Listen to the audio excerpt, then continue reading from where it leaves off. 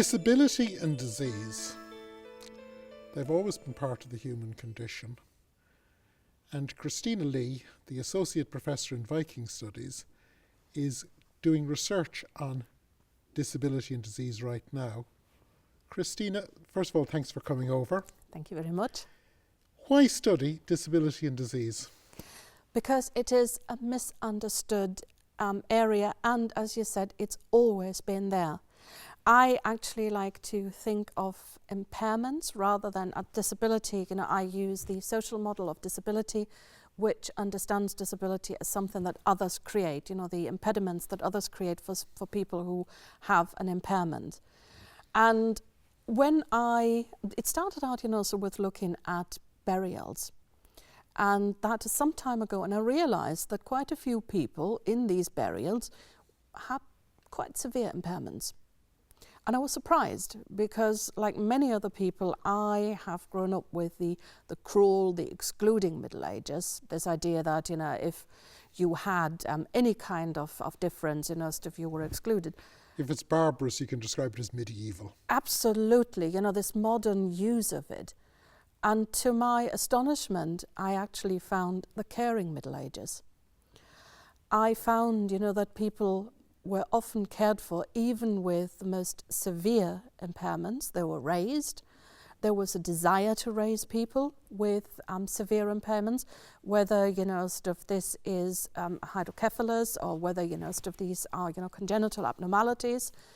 And often these people, because there isn't, the possibilities that you've got in modern medicine, are buried with a lot of care. They are buried with a lot of respect. They are also put in interesting spaces close to the altar, in places which are seen as special. And I started looking at the depictions of people who had an impairment. And in the religious literature, we're getting a number of different responses. We're getting that someone might be equally blessed and cursed.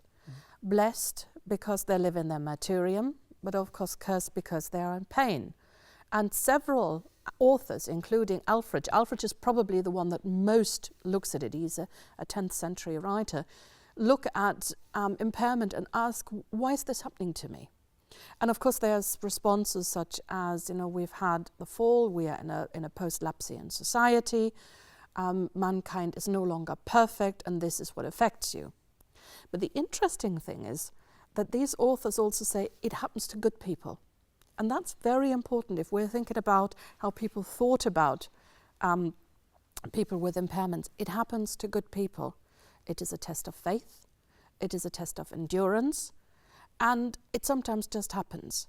We get slightly interesting positive examples of mobility impairments, for example, where it is said it's good because you can concentrate then on the really important aspects, that is praying for intercession. We're getting that particularly with women. In Alfred, we've got two examples where he just says, well, it's a good thing. They were in pain, but it is a good thing because they could then concentrate on what they were really good at. And that also raises the question of ability, because a lot of what people with an impairment can do is then seen as an ability, better than other people, more effective than other people. And we're getting that right from theology, that the prayers of the weak are more effective. And we're getting a very interesting concept here that it is part of life. We get quite a lot of impaired bodies in the burial archaeology. We're much better at seeing them now.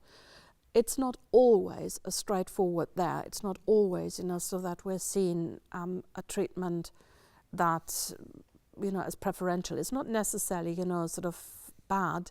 We see them as other. We sometimes see them, sort of being buried face down, but there again, we've got a lot of other people being buried face down.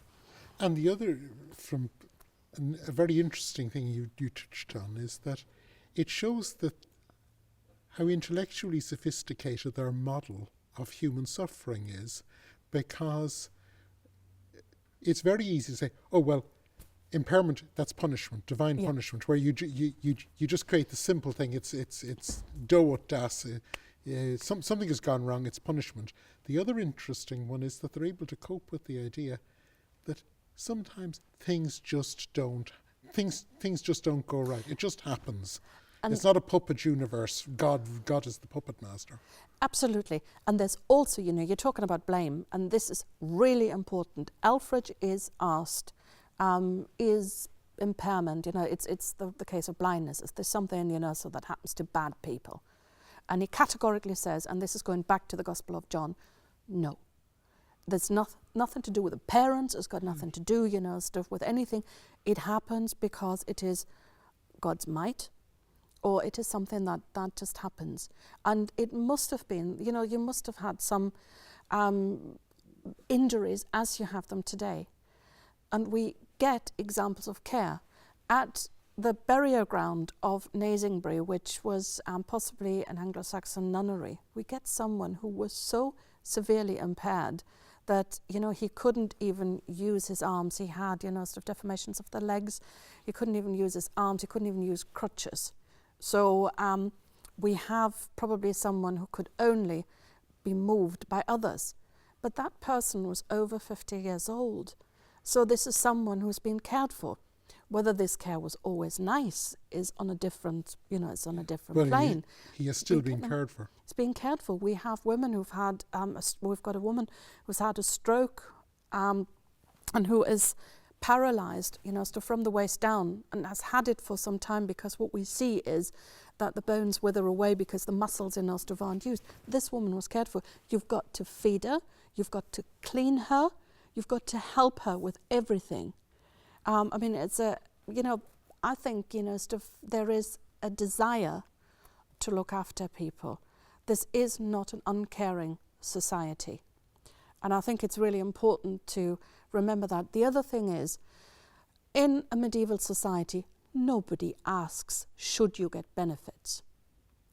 People will give you alms no matter what. It is good for you. It is good, to give them away. There is no means testing. Any Anglo-Saxon who came back to our time would be very, very surprised how cruel we are to those people who are different. Well, of course, the three practices that they always say is prayer, fasting, almsgiving. Absolutely. Christina, thank you for giving us an insight into Anglo-Saxon society and its care of those who are diseased and disabled, but also showing us how that actually can show us a little bit about their theological world, and that it's not just a puppet universe or a puppet vision of God, but also for opening up the larger thing of the more inclusive and caring Middle Ages. Absolutely. Thank you very much.